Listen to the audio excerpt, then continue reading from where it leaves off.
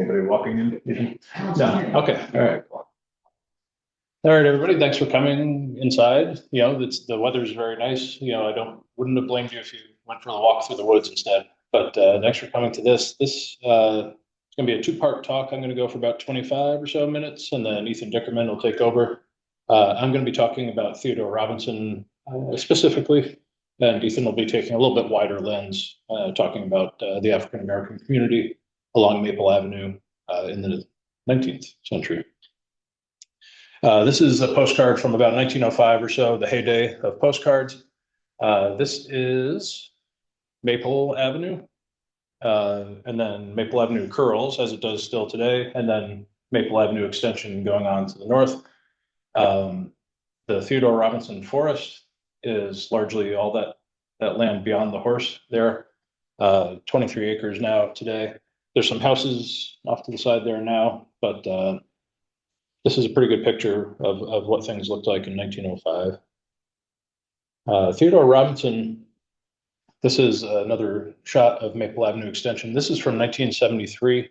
The town of Germantown did their first comprehensive plan in 1973, and they took a series of photos. And then they went back in 1989 and took a series of photos of the same exact place in 1989, just to document how things had changed. And if you see here in 1973, this land, you know, that we're at the corner, basically looking up Maple Avenue extension. Theodore Robinson and his family and his father and mother before him lived. You see these tall trees. These tall, somewhere in this general area is where the Robinson house was. And this land in 1973 was still under hay cultivation. There's can't see it very well, but there's a shallow drainage ditch here that drained this property when it was in agriculture.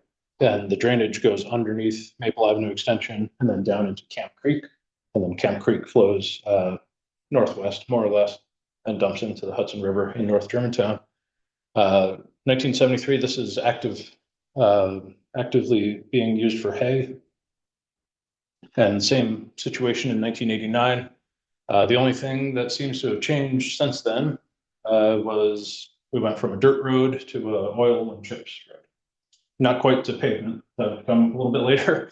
So that's the primary change to 1989. 1989 is an important year because that's when both Mr. and Mrs. Eckert pass away. They own this property along with the parsonage. And they both passed away in 1989. I didn't mention it at the ceremony because it's a long-winded story, but Mr. Eckert died first. Mr. Eckert really wanted to give this land to the town of Germantown. His wife, Friedel Eckert, had different ideas. So after he died, she changed the will and rewrote it so that this parcel went to Bard College. And then she passed away just a few months after that. And so the land went to Bard College. Mr. and Mrs. Eckert's antiques, they had an extremely good antique collection, all from Columbia and Dutchess County, all 1700s, 1800s. That all went to Bard College as well, and was very shortly after auctioned off. And this land here, which is now the Theodore Robinson Community Forest, just kind of sat as vacant land from 1989 until just last year. So this is the 1888 Beers Atlas map. This is a great map. There's so much going on in this slide. It's going to be hard to stick to just Theodore Robinson, but you can see Theodore W. Robinson. He's there. It's an interesting little jog in Maple Avenue extension. I'm not sure how accurate this is, but it shows his house there. Samuel Snyder Sheffer was his employer. Samuel Snyder owned a good chunk of this land here to the north, and Theodore Robinson was employed not exclusively, but largely as a farm laborer for Samuel Snyder Sheffer. This is a picture. We think this is Samuel Snyder Sheffer, so-called Big Sam Sheffer, to distinguish him from other Sam Sheffers, known as Little Sam Sheffer. This is him overseeing the operations here. And what the workers here are doing is spraying arsenic onto apple trees. And this was to keep the pests away. This was a common practice. And even then, the workers are all completely masked up. They have gloves, completely dressed head to toe. They don't want any of this stuff on their skin. The horses are covered. This is typical of the kind of work that Theodore Robinson would be doing day to day on the farm. Theodore Robinson, in the wintertime, like a lot of farmers, would be employed if conditions permitted. They would be cutting ice. This is just used for an example and to remind myself about his work as an ice cutter. This is North Germantown. The building in the distance is the old Half Moon Anchorage. That was torn down in 1958.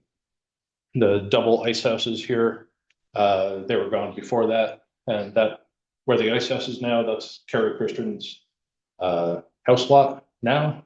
And where the anchorage is in the distance there, that's the boat launch at Ernest R. Lasher Jr. Memorial Park.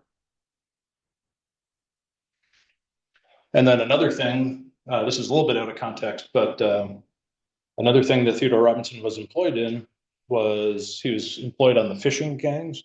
So in the springtime, about this time of year, shad fishing would be a big business. And this is the Cheviot Bay. This is down by my house. This fence is along the railroad tracks. This is my neighbor's house today. And then right along the bay here is a fishing shack. So in fishing season, workers would pile into small shacks like that. Yeah, you get, I don't know, they would fill those buildings right up. They would sleep overnight there and they'd fish for shad all day, basically in April and May and into early June. And that was one of the other occupations that Theodore Robinson was employed in day to day. Theodore W. Robinson, we still talk about him today in large part because he served in the Civil War. He was in the Union Army. He served in a USCT unit, the United States Colored Troops unit. He was in the 39th Company of the United States Colored Troops. We think, anyway. There are some discrepancies. If you look there in the top corner of this record, it says 31st Colored Infantry. It's been a little bit of a dispute. Walt Miller was under the impression that he was in the 31st Colored Troops. Joel Craig has done some work since then. Joel Craig is an excellent Civil War historian, aficionado, and he's convinced that Theodore Robinson was in the 39th USCT. Walt Miller wrote at length about Theodore Robinson being in the 31st. So, and you can see where if Walt Miller was wrong, you can see how and why, because there are documents out there that look like 31st. Also of note here is describes him as born in Greene County and occupation is boatman. Boatman, kind of a catch-all term that could mean fishing, that could mean shipping, that could mean a lot of things. That's a lot of people describe themselves as boatmen in that era. This record here, Theodore Robinson, towards the top there, you can see that kind of looks like a 31 as well.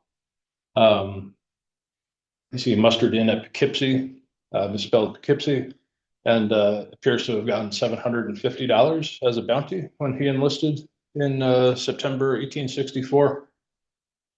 There are some, adding to the discrepancies in the records, it's a little foggy exactly what Theodore Robinson was doing during the Civil War. The memories of Rutherford Robinson, Theodore Robinson's son, mentioned tunneling under the ground and blowing up a trench. And Walt Miller took that and made the leap to the Battle of the Crater, I believe in August of 1864, or maybe July of 1864, um, which is obviously before Theodore Robinson enlisted. Um, but perhaps there's some other thing that Rutherford was recollecting, or maybe Walt Miller misheard it or mistranscribed it. But it kind of adds to there's a little bit of mystery there to Theodore Robinson's Civil War service. Um, we do know he was sick. He was in the hospital for a good amount of 1865. Just prior to being mustered out, he went into the hospital in April of 1865, right around the time, I think a day before Lincoln was assassinated, if I remember correctly. And then he's in hospital until about September with diarrhea and anxiety, I believe it was. He was diagnosed with, and then he's mustered out shortly after in September of 1865. So back on the home front here, this is the boy in this, the African-American boy here is Rutherford Robinson, Theodore and Wilhelmina Robinson's son. And this is, I believe, Catherine Robinson, one of their daughters. And they're in the schoolhouse, doesn't stand anymore. This is the North Germantown schoolhouse. What's left of the school, and there's the schoolhouse that used to stand on Camp Creek Road. So if you're at the old Methodist church on Camp Creek Road, if you continue south, and then right before you get to where the road curves east, this schoolhouse is on the right. So you can see the mountains, and there's a house, and then the mountain line in the background here. I believe the concrete steps that led to this schoolhouse are still there in a gentleman's yard, but the school is long gone. This is Robinson Wedding from 1904. This is, you've probably seen this picture on social media. Very interesting picture. I'll show you in a couple of slides here. We have it on pretty good authority that this is Theodore Robinson. As far as who's who in this picture, it's a little bit of guesswork. I've always presumed that this is Theodore, the older gentleman here. 1904, Theodore Robinson was 69 years old, I believe. So it does sort of line up.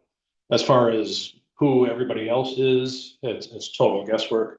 One of the theories here is that this gentleman here is Reverend McCutcheon, the Methodist minister in North Germantown. He's most probably a Methodist minister from North Germantown. Whether he's Reverend McCutcheon or not is up to speculation. But we have a picture of him with his family in front of the Methodist parsonage in North Germantown.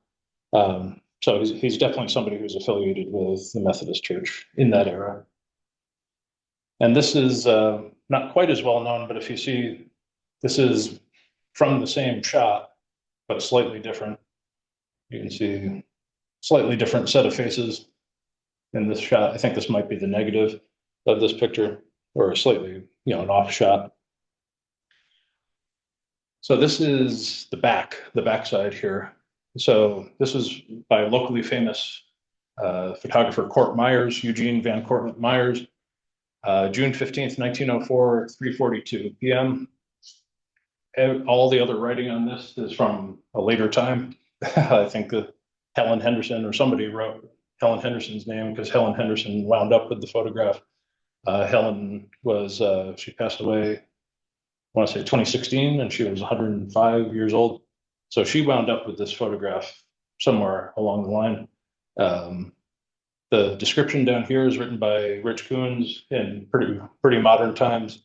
He may or may not have gotten it right there with Reverend McCutcheon. But as far as trying to decode exactly what's going on in this photo, all we really have to go on is the date and who took the photo.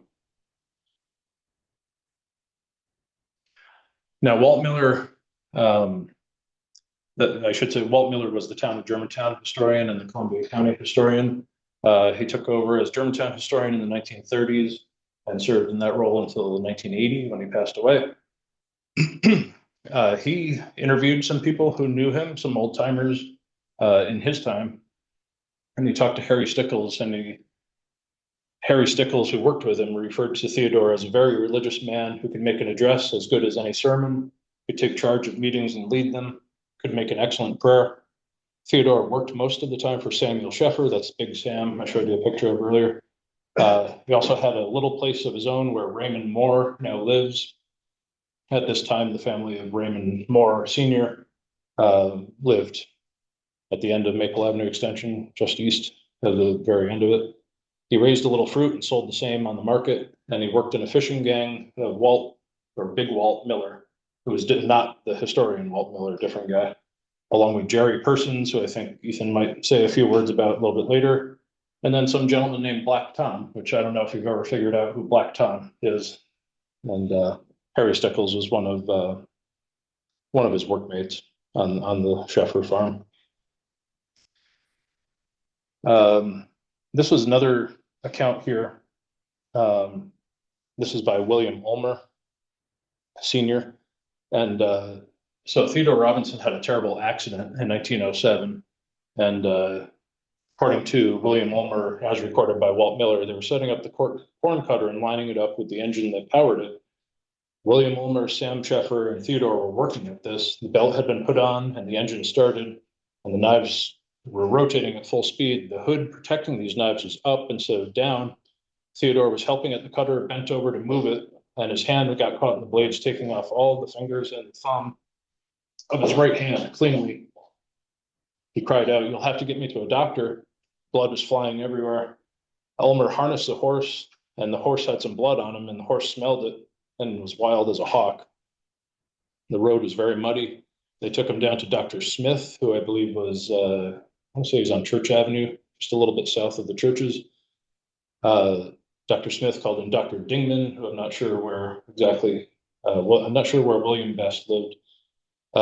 Theodore Robinson refused to go to the hospital. They fixed up his hand the best they could at his house, lying on the couch, ether for anesthetic. In a short time, he got an infection, and his hand had to be amputated at the wrist. Ulmer claimed that the doctors were using enough ether to kill a horse, but still Robinson told, "Doctor, I can hear every word you say." The operation proceeded. This really took a toll on Theodore Robinson, lost a lot of blood. Obviously, a very traumatic event, and he lived on for a few more months and passed away in August of 1907. And this is a description. This is from a Columbia Republican newspaper shortly after Robinson's death. He's referred to, the funeral is referred to as that of a highly respected colored man of Germantown. Took place from the Reformed Church on Sunday afternoon, and it was largely attended. The deceased was a veteran of the Civil War, and 6 Grand Army men acted as pallbearers. An American flag draped church officiated, and both were beautiful. The deceased was an exemplary Christian, and his deeds of goodness in his life have had a vast influence for good throughout this locality. Interestingly here, the Methodist minister Narramore and the Reformed minister Saylor both officiated at the Reformed Church. The deceased was 72 years old. The remains were taken to the Reformed Church Cemetery, and the undertaker Alonzo Lasher was one of the 2 or 3 undertakers in town at that time. This is a nut we haven't quite cracked yet, Ethan. Theodore Robinson was baptized in the Reformed Church, extremely active in the Methodist Church as an adult. But then his funeral was back in the Reformed Church. He's buried in the Reformed Church Cemetery. He has a Methodist minister and a Reformed minister at his funeral. Not quite sure what's going on there. This is what's left of Theodore Robinson's military issue gravestone. I cleaned it. I think this is 2023. Looked like that before on the left. A little bit more legible on the right. But I think this is we need to get a new headstone for Theodore Robinson because it's barely legible, even after cleaning. And it's in full shade all day, so it's back looking like the stone on the left again, just a few years later. And then this is another Civil War record. This is for his gravestone, and this, like you said, conflicting records. And this one is Company K, 39th USCT. That kind of bears out the case that Joel Craig was making. I really don't have an opinion one way or the other. I'm not sure if he was in the 31st or the 39th. So there's still some unanswered questions, but I thought it was there's a very worthy man to name this forest after. We've named it after him because the forest borders his house lot, and he may have worked on that lot. Sam Shepard may have rented that land. In any case, he lived very, very close by, and that's why we've honored Theodore Robinson with the name on the new community forest. Ethan Dickerman is the president of Friends of Historic Germantown, and he's going to talk a little bit about the wider African American community along Maple Avenue in the 19th century, which Theodore Robinson was part of.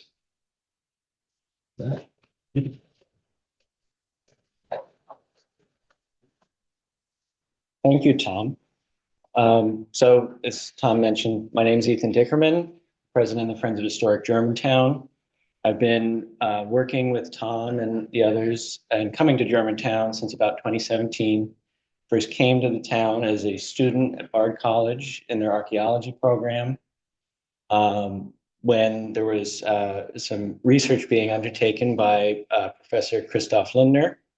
He was doing a historical archaeology study at the site. And before I go on a little to the next part here, I guess I'd just say that I see some familiar faces and other faces are less familiar. Raise a hand, how many people have been to the site before? Okay, so we have maybe about 50%. So Maple Avenue Parsonage, 52, Maple Avenue, built approximately 1767 and listed on the National Register of Historic Places in 1976. It was recognizing the site under architecture as a fine example of Palatine vernacular architecture. I came to the site, as I mentioned, with an archaeology field school that was precipitated by the 300th anniversary of the Palatine's arrival here. At the time, in 2010, the thought from members of the Germantown History Department was we would like to learn a little bit more of the material vestiges left behind by the Palatines or other descendants from that earlier period. And so what began, I'm going to go back for a moment, was an investigation around the base of the stone part of the structure, particularly at the front, and it soon expanded elsewhere to the rest of the grounds of the property. This community, as you all very well may know, is significant as the arrival place for one of the largest migrations in colonial America. It was almost 3,000 individuals.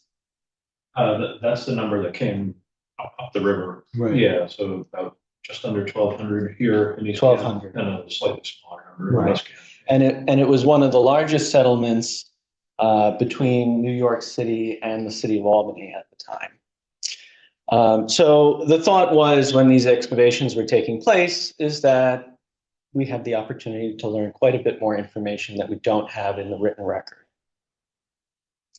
Excavations at the site were really taking a look at first at the Palatine history and then the German minister's history. As a parsonage, it's the site where the German minister would have lived while engaging in his duties at the Reformed Church, which would have been a little bit further down the road on Sharp's Landing.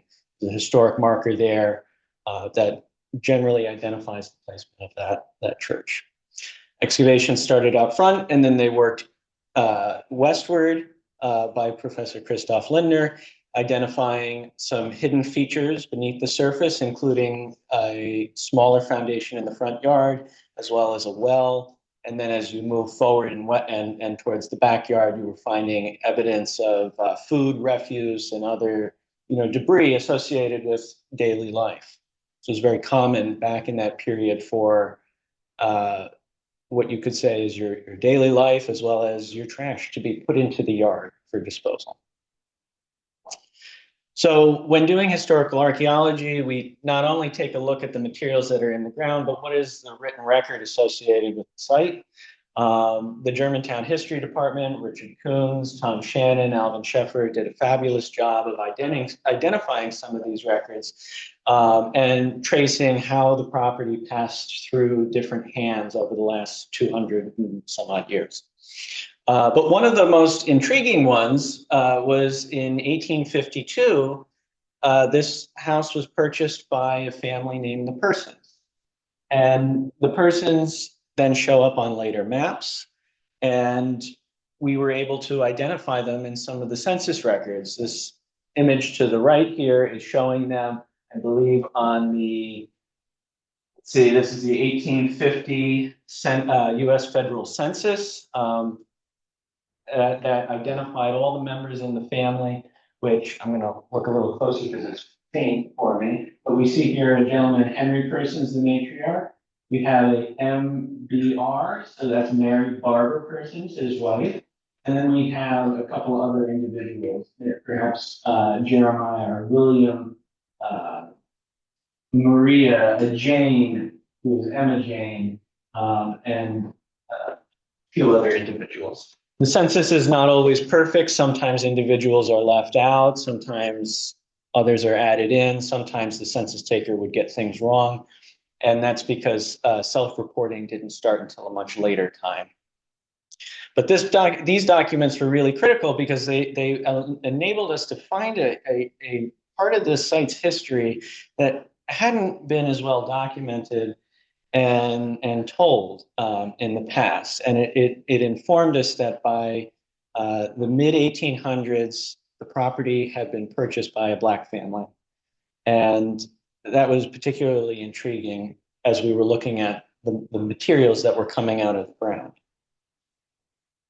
So the next step is, well, really to understand who are the persons. We have the census records, we know approximately their ages, and we know they own the building, and they must have had some sort of impact on the property. So doing genealogy, we take a look at more census records. We take a look at letters, we take a look at newspapers, we take a look at obituaries, and we also take a look at gravestones. Gravestones are fabulous resources. Not only do they commemorate people, but they really give a sense of how people want to be remembered and how the children want to have their parents or other family members remembered.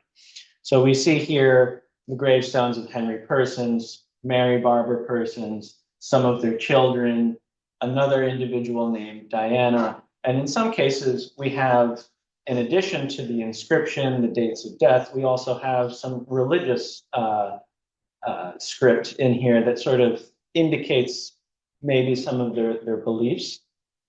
And so through this, my undergraduate thesis started to take a look at the genealogies of some of the families that were living at the parsonage, but also in the immediate area. So at the parsonage, we see that there are really two families. There's Henry Person and his wife's family, and then his wife, her family, shows up in some of the later census records as cohabiting within the dwelling. Looking beyond, we start taking a look at, are there other Black families in this neighborhood? Some of the census records seem to indicate that, and some of the maps seem to indicate that. So how are these people potentially related to the Persons, and where are they located, and what might have been the relationships? How well did they know each other? Did they work together? Were they potentially, actually, intermarried in different ways? And these are some of the stories that hadn't really been explored thoroughly in the past, but that could have potential for what we were finding, how we could interpret the materials at the parsonage. These families include the Robinson family that we've been talking about so much, and that is now being commemorated, Theodore Robinson at the Forest. The Clow family, who show up in a slightly later period. Clough family, I believe, show up in Germantown maybe by the 1850s or 60s, but the Robinson family is there at an earlier time, and the Sharp family is there at an earlier time as well. So I'm going to take just a moment to preface that, as we know, slavery was quite a prevalent practice in this country. Some today think of slavery as primarily a Southern issue, but slavery was also very much a Northern issue. New York State, like much of New England, did engage in slavery, and it was quite a popular thing here. It's a little weird to talk about it that way. If you look at census records, the largest enslaved population in the North was in the Hudson Valley. Most of it was more towards the southern part of the Hudson Valley, where the Dutch population was potentially a little bit larger. For example, in the village of Fishkill, there were about 600 enslaved people in 1790. But following the American Revolution, there began an effort, especially in the North, to seek the same freedoms for people of color that had been secured for free white men, and then eventually for free white women. 1799, New York State passes its first Gradual Emancipation Act. That is attempting to gradually, as people age, place them out of enslavement, as well as their children. That act was not moving as efficiently as much of the population would have liked. And by 1817, the state passes another act that basically sets a hard deadline of, I believe, July 4th, 1827. All people who are enslaved shall be free. And thankfully, Germantown has some really wonderful records, and they're able to inform us of, in this case, the birth of children to enslaved women. And so I'm throwing on here two images that are transcriptions of earlier records that we used while looking at the genealogies and interpreting the person's family, the Sharp family, and in some cases, I think also the Robinson family. So what was particularly interesting is that we see here this one record that recalls the birth of a child, a female, in about 1805 to an African-American woman, that in this case, they're identifying as a Negro woman, named Tayan. In other records, the name is Zion. And the people who held her in bondage are Maria Delamater and Catherine Penberg. Maria Delamater is Catherine's mother. They are related to the first minister who lived at the parsonage, and Maria ultimately ended up purchasing the parsonage in 1805. So our interpretation is that it is very likely that this child was born inside the parsonage. And it appears that 2 years later, there was another child born. I believe this was a boy named Inch. Some cases, the names are identified, and in other cases, they're not identified. Another one that I'd like to call out, these are a couple different pages, there's a missing page in between, but at the top on the right is a record of a child being born to a woman. I believe his name is Ben, and he was born to a woman who was enslaved by Benjamin Sharp. His name is Benjamin Sharp. He was enslaved by Peter Sharp, excuse me. Yeah. And so we can thereby connect him with the Sharp family, who I had showed you earlier with the genealogy. He becomes the patriarch of that family. And a little additional work, we believe we were able to identify the child born in 1805 as Mary Barber Persons, who later comes to co-own the house, the parsonage. Yeah. So this is a transcription of the original record done by Walter Miller, historian. If the actual record still exists, I don't know where it is. But it's definitely not anywhere at town hall or the town records room. My guess is the actual record doesn't exist anymore.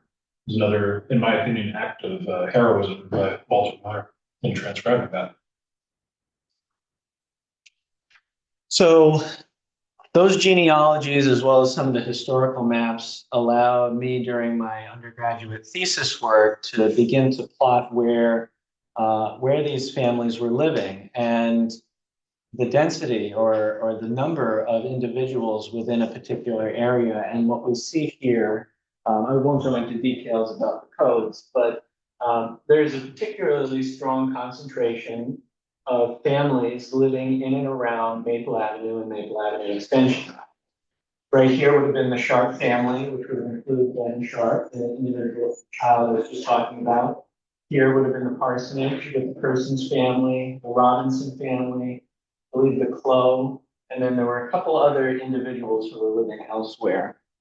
In some cases, as you can see with the star, it indicates there's an African-American man or a woman living with a white family, but where a star is not present, it means they are living in a dwelling just solely by themselves, maintaining that, that individuality there.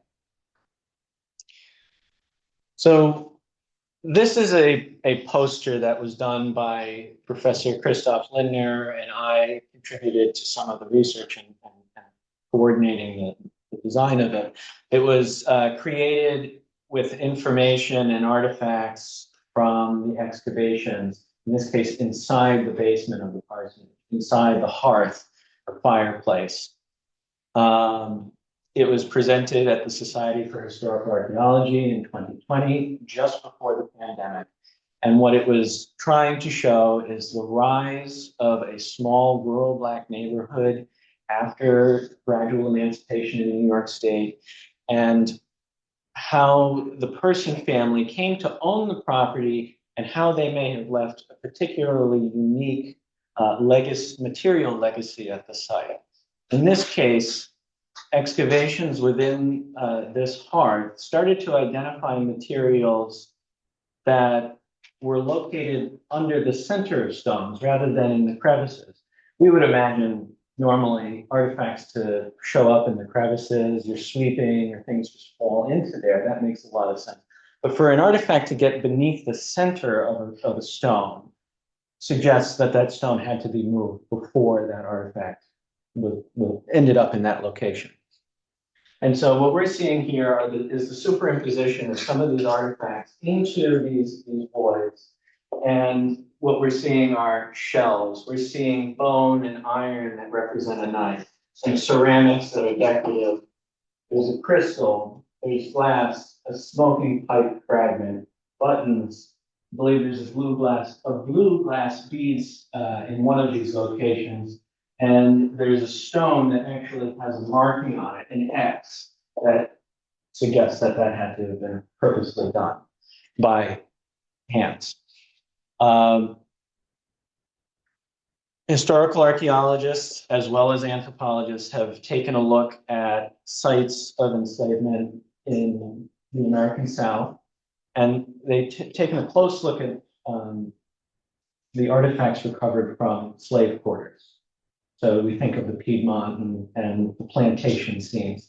And there are examples where there's evidence of something called a subfloor pit, where ideally you would have been storing food and other materials that would help you.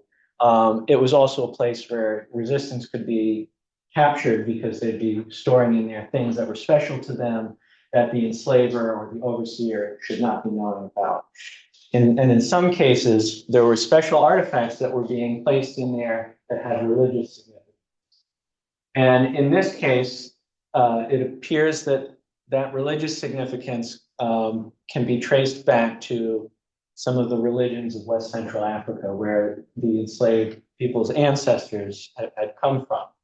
They continued to communicate with their ancient gods. They continued to communicate with their ancestors, and thereby were demonstrating a resistance and a commitment to their cultural identity in the face of a really horrific, system that was in place at the time.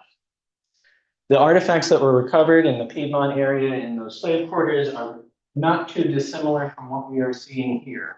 Shells that that are metaphors in relation to waterways, iron, which is in relation waterways for certain West Central Africans are associated with a particular deity. iron, it is associated with another deity named Ogun that has another affiliation with thunder. And blue glass beads also had additional significance. So through comparative analyses, it is believed that what we are looking at here is, again, a northern example of the continuation of West Central African religious practices. And this very well may be an example of an altar place of religious significance.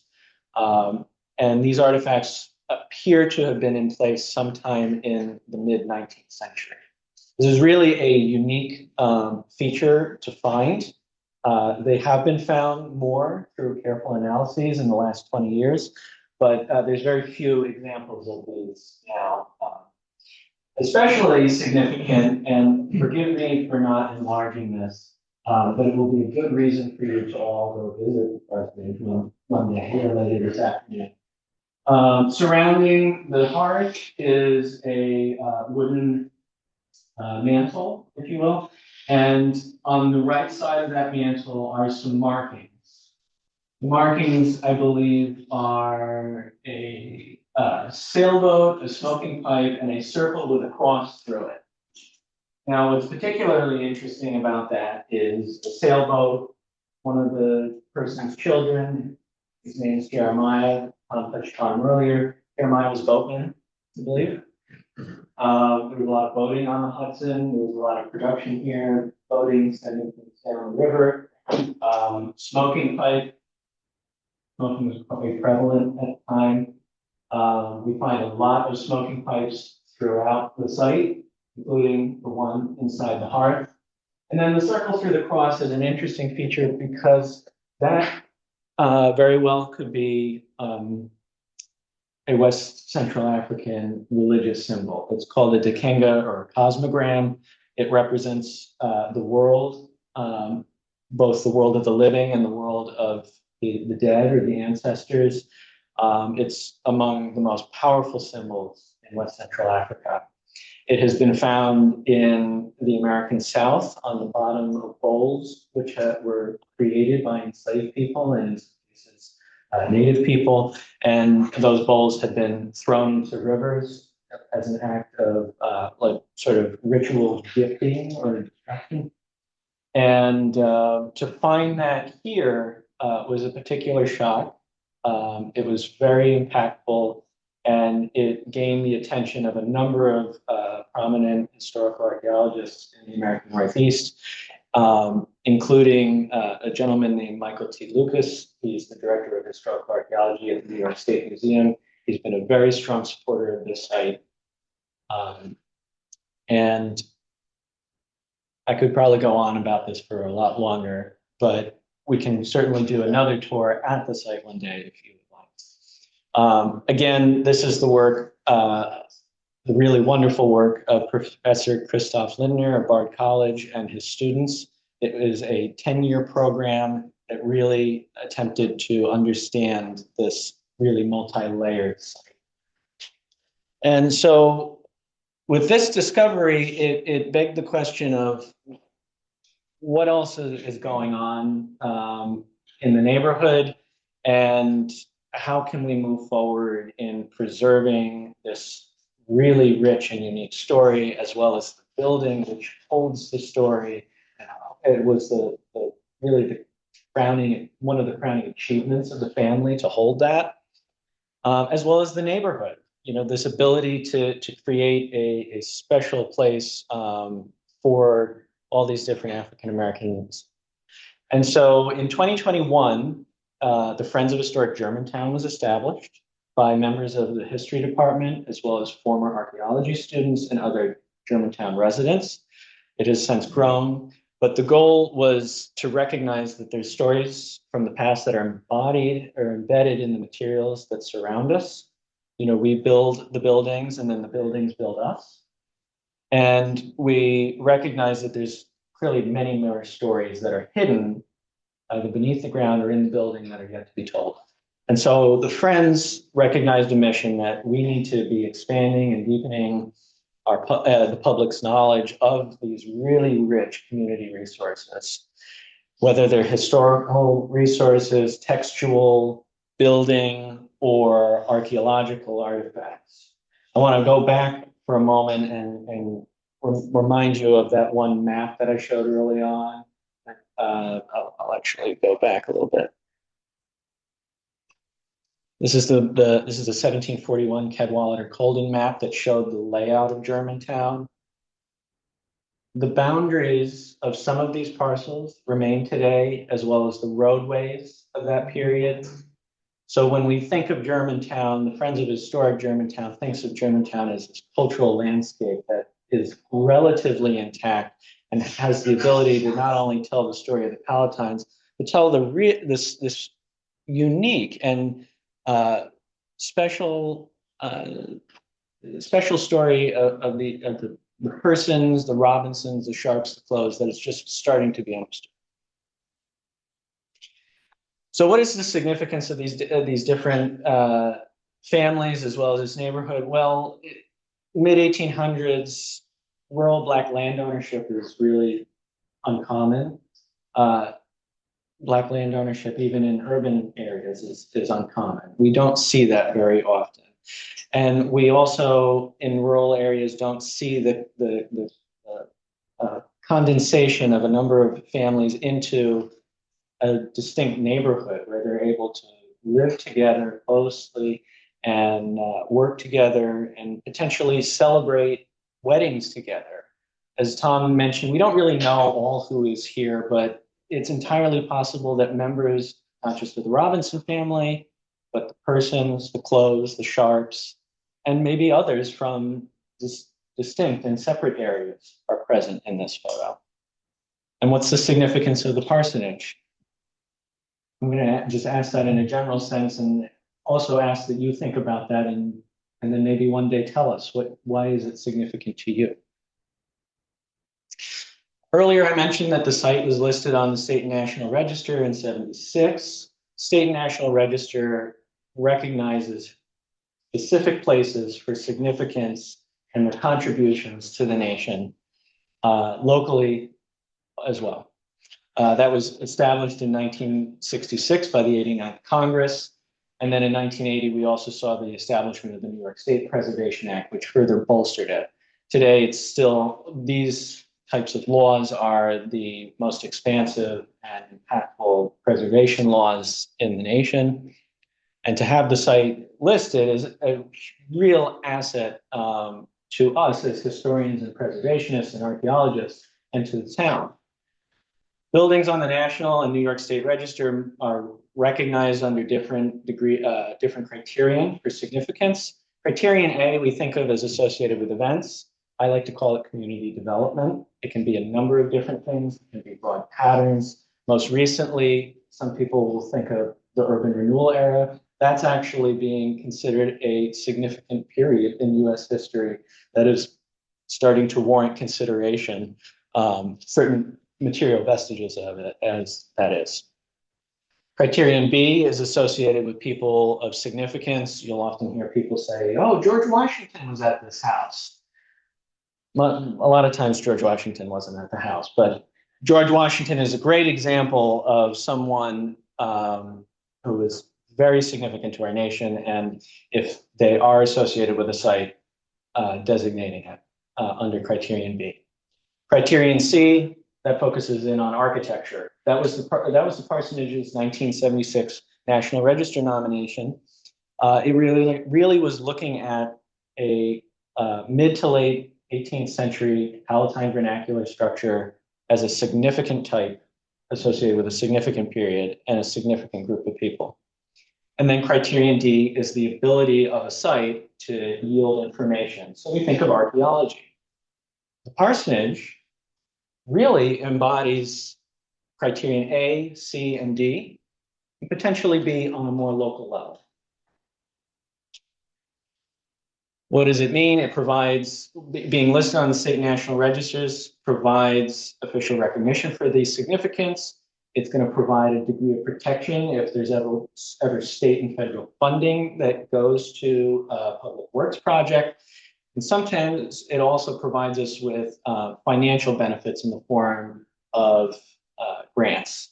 Because the parsonage is locally owned by the government here, it enables us to work to get grants to help preserve, rehabilitate, and then eventually interpret the site. So why am I talking now mostly about the National Register of Historic Places? It almost seems tangential, but I want you to understand that this is a very significant site. It is a very significant site, and it has been very well stewarded by the Eckert family, the Germantown board, the Germantown board, and the town, the Germantown History Department, and most recently, I have to commend all of my colleagues and the many donors to the Friends of Historic Germantown as we try to recognize this multi-layered building and this multi-layered neighborhood and this multi-layered community. Right here, you'll see this is one of several organizations and articles that are beginning to recognize the paucity of African-American sites that are listed on the State National Register. I don't normally read off of the screen, but I will tell you that of the 95,000 entries that at the time, this was about 5 years ago, listed on the National Register, only about 3% focus in on African-American stories. It is a shockingly low number, and it's something that a greater amount of preservationists, a greater amount of historians and archaeologists are working to change.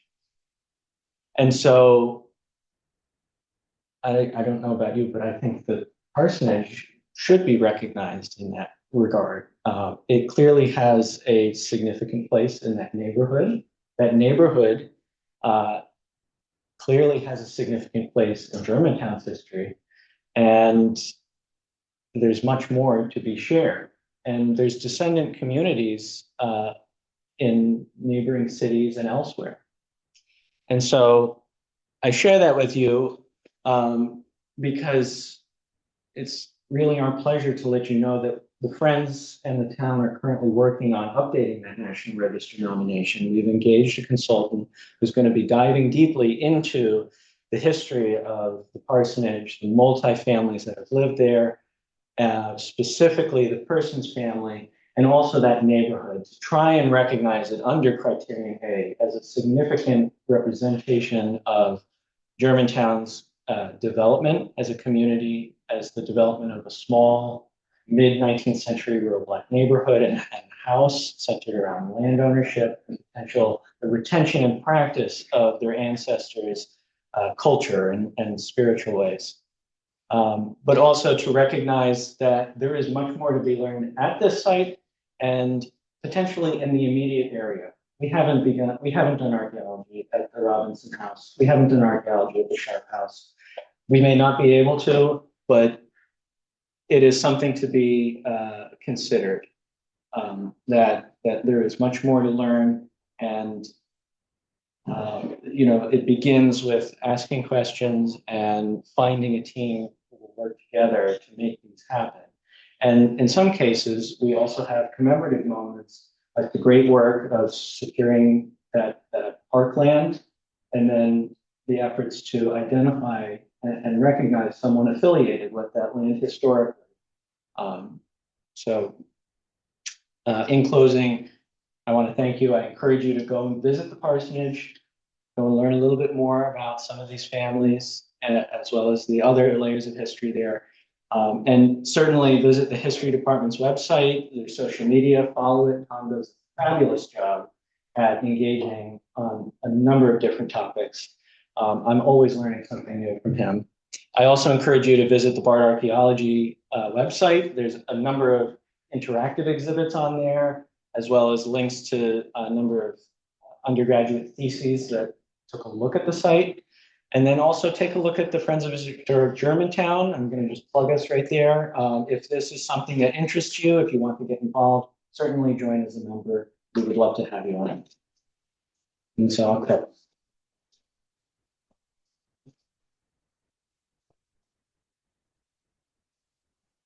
Any questions for Ethan or I? Yeah. So, Ethan, you mentioned that or maybe both of you, the name of the surname of the person surname.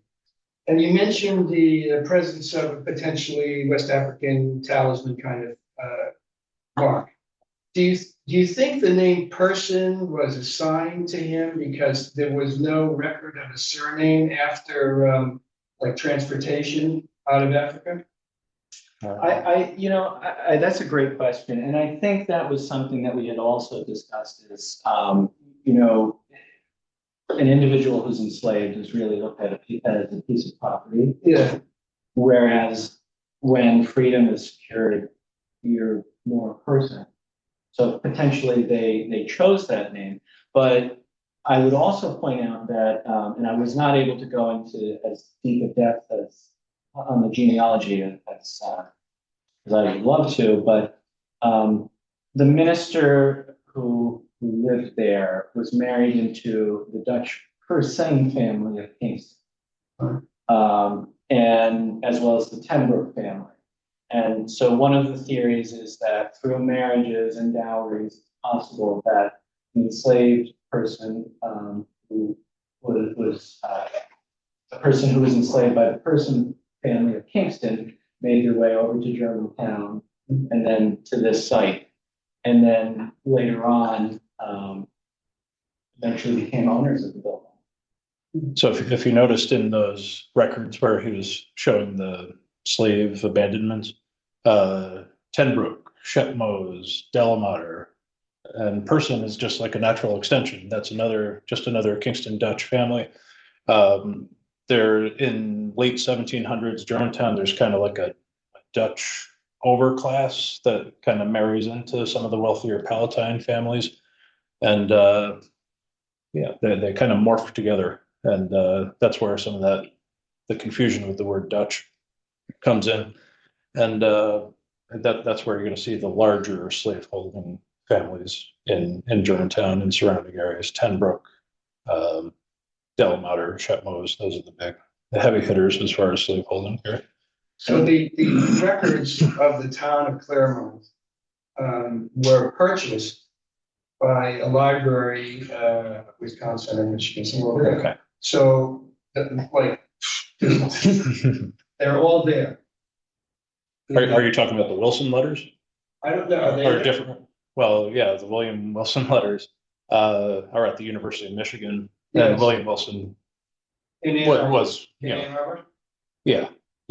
So They're probably at the same place. So were there any records of the town of Germantown included in that?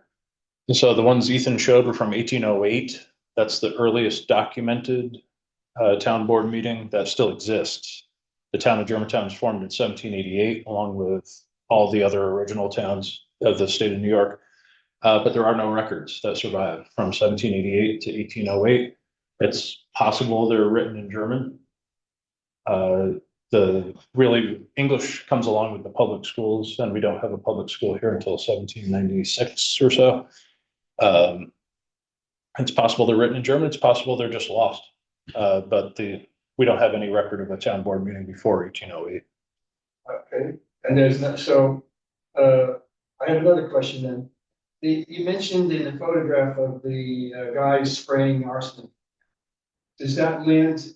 There is a site in Claremont that had to be capped as part of a transfer for recreational use or something like that. Is there any kind of DEC involvement with the arsenic on that? Well, the site you're mentioning in Claremont, I think, was because there was a large concentration. I think it was just leftover barrels when it became illegal. I think what happened there is they just buried the barrels because they had no other way to get rid of all the leftover. Probably. But yeah, I mean, Germantown was the home of good fruit. Every piece of land had an orchard on it, and all that stuff was sprayed on just about every acre of land here, and in Claremont too. They were sprayed on that in Claremont, definitely, and then on that site also. I mean, they had some left, but they had sprayed it for who knows how long. Century, at least, yeah. So but I guess my question was more like, is there any problem ahead with, or is it a clean site so the town doesn't assume liability in the future? As far as we know, we don't have any We have we don't know of any toxic dumps, but. Right, so it's gonna be left as like a forever wild kind of. Yeah, so the parameters of the DEC grant that we got, it has to be maintained as a forest. We can cut some trails, we can Yeah, put some okay. signage in. So that's we can't- how it's being handled. Yeah, we can't build anything Right, on it. right. So, Carrie had a point. Just want to mention that part of the post grant work process would add to a phase one environmental safety review of the site, which is basically, going through all the records that can be found and all the information about the site. We have a private engineering firm do that, and they had a lot of information in the report, but nothing about types of issues that you're referring to. Any other questions for Ethan? Oh, yes, What Rob. happened to the person's family? I heard something about watching the sergeants, did they move there? Or? To the best of my knowledge, no. So, I don't believe any of Mary and Henry's children married and had children of their own. Most of them stayed in the area or went to neighboring communities. There were examples in the census records of some of the daughters in Albany, in Hudson, and New York City. But gradually they passed away over the latter half of the 19th century. And by 1910s, we see, first decade of the 1900s, we see that it's really only Emma person living at the parsonage. And by 1911, she falls ill. She goes to see her friend, a gentleman named John Tucker in Hudson. It's not Warren, it's the next. Brenda knows where it is. And she passes away in his care. He was basically a nurse. And the obituary for her, similar to Theodore Robinson's, recognizes her as a fairly significant member of Germantown. And I believe, quote, the news of her passing will come as a shock. So there's no descendants anymore? None that we know of. Not of the person family. Right. Robinsons might have descendants, but not really known. Some of their children had children, definitely.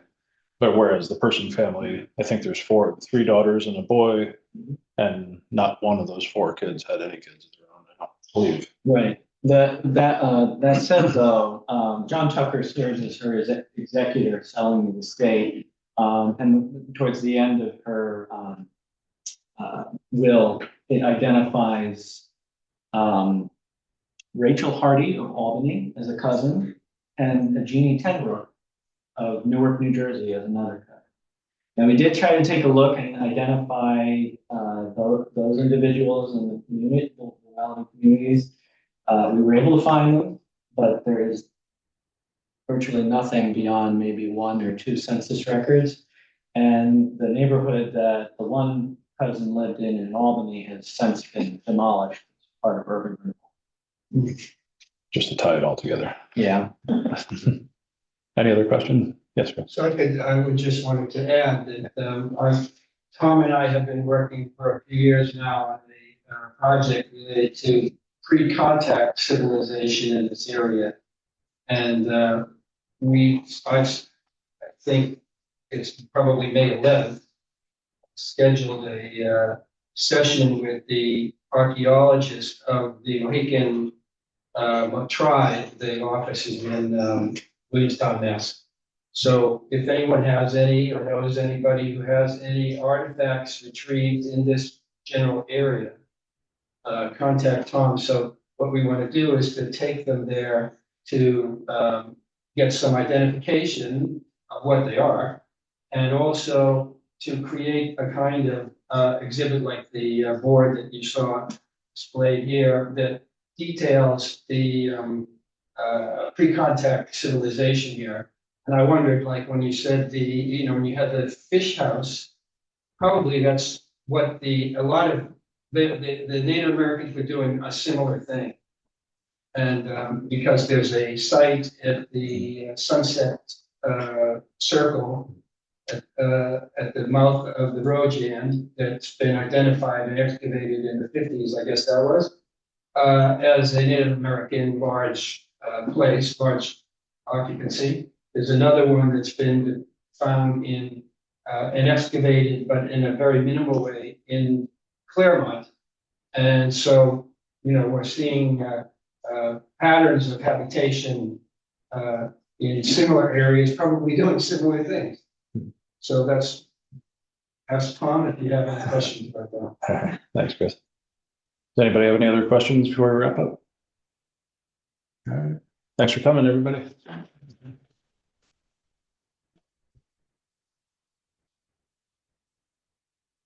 Okay.